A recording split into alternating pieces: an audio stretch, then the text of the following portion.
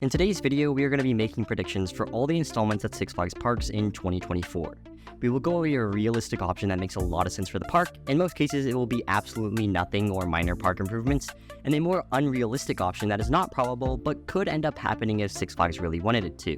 We'll be covering the parks in a completely random order because I just listed them as they came to my head, and also you've probably seen from the title, we're going to be covering why Six Flags Magic Mountain is going to get a Giga, but the word Giga may not be what you think it is. So stick around to find out what I think about that. Anyways, we have a lot of speculation to cover, so let's get straight into the video. To start things off, let's talk about Great America, because why not? This park is not shy of big investments, and the last one was 4 years ago. I think we need a little more time between Max Force and the next edition, but something big is definitely on the horizon. For the realistic option, I'm going to go with this dueling Skyline Pescetti Bowls because I feel like the second Steel Family Coaster could add a lot to this park, especially if it is smaller scale than Sprocket Rockets. If Six Flags decided to break the budget, then I think an RMC Raptor makes a lot of sense at this park, and it's also very cheap. I don't see it coming in the next year, but I would keep your eyes open for a future big addition.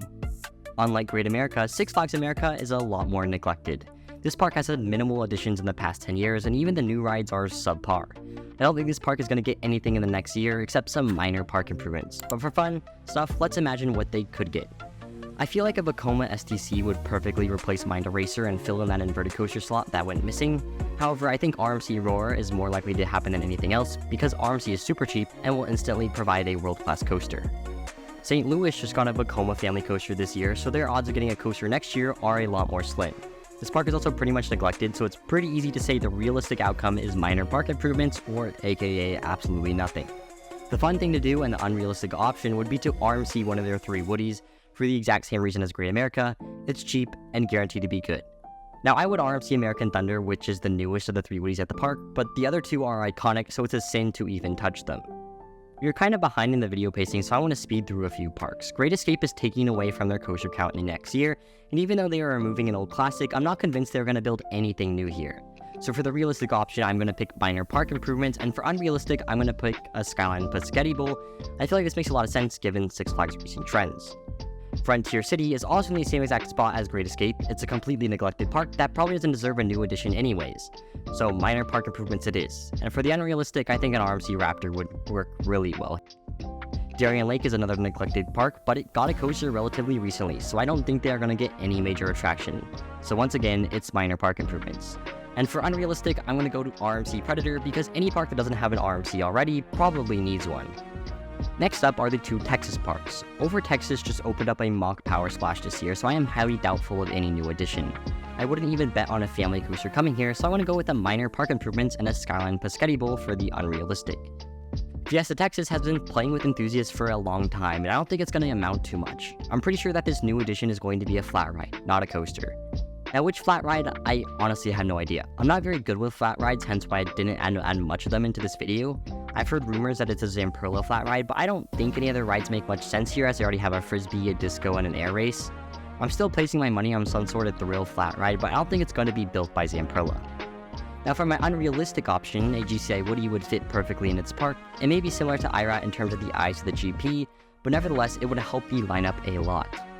Six Flags New England is a hard park to guess. They have been adding some stuff, like they built a new park entrance and rethemed an old car ride this year, but they also tear down stuff, like their Slingshot this year. There's already a good amount of family and kiddie coasters, so I can't give it a Pescetti Bowl, but I think some sort of flat ride could be plausible. I'm still going to ride the train of only minor park improvements because it's Six Flags we are talking about and they don't like spending money. Now for the unrealistic option, a Vekoma multi-launch would work perfectly because it would fill in a much needed gap in the lineup. Now, La Ronde is getting absolutely nothing, and that's a fact.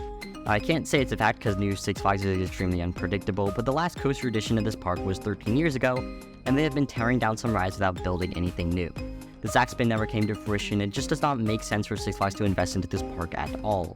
However, for the unrealistic option, it would make a lot of sense to RMC Monster.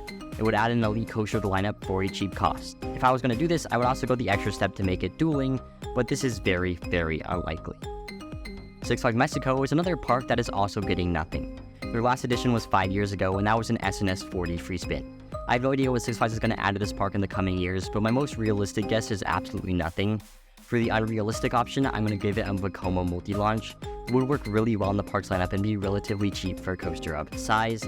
We haven't really seen Six Flags work with Vekoma until recently, but it's definitely possible. This park is also due for a coaster, so that adds some credentials. Six Flags Over Georgia is another stacked Six Flags park that could be looking to add a lot more. Intamin is confirmed to be working with Six Flags in the next year, so with my pick, I'm going to go with an Ultra Surf Rider. Now, there's no reason to believe a coaster like this is going to this park, but one's in fabrication already, and I feel like there's enough evidence to draw somewhat of a conclusion. Otherwise, for the unrealistic option, I'm going to go with an S&S Air Launch because that was pretty successful earlier on. This is going to be one of my more wilder takes, but I'm fairly confident that Great Adventure is going to get an Intamin Blitz next year. I have no evidence besides Six Flags is confirmed working with Intamin and that it's the park's 50th anniversary, so they have to go big.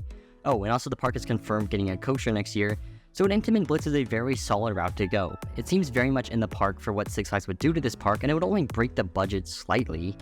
For the unrealistic option, I'm going to go with a Giga dive coaster. A dive coaster would add a new niche to this park while being an amazing addition all around. If Six Flags wanted to break the budget a little, this is a very plausible way to do it.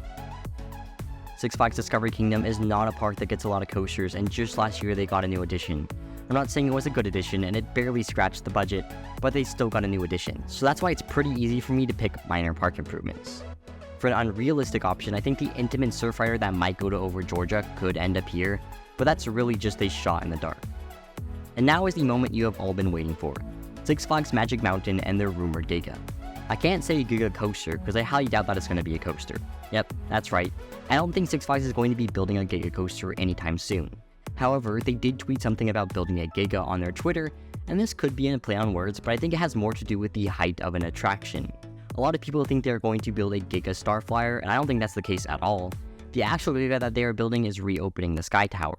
The Sky Tower is 390 feet tall, which puts it into the Giga category. While this may not be that cool, it makes a lot of sense, so to prove that the person managing their social media accounts isn't just on drugs. Also, at the West Coast Acers event, it was revealed that Six Flags is working on getting quotes on how expensive the necessary repairs would be to get the tower working again, so we think it's a high probability.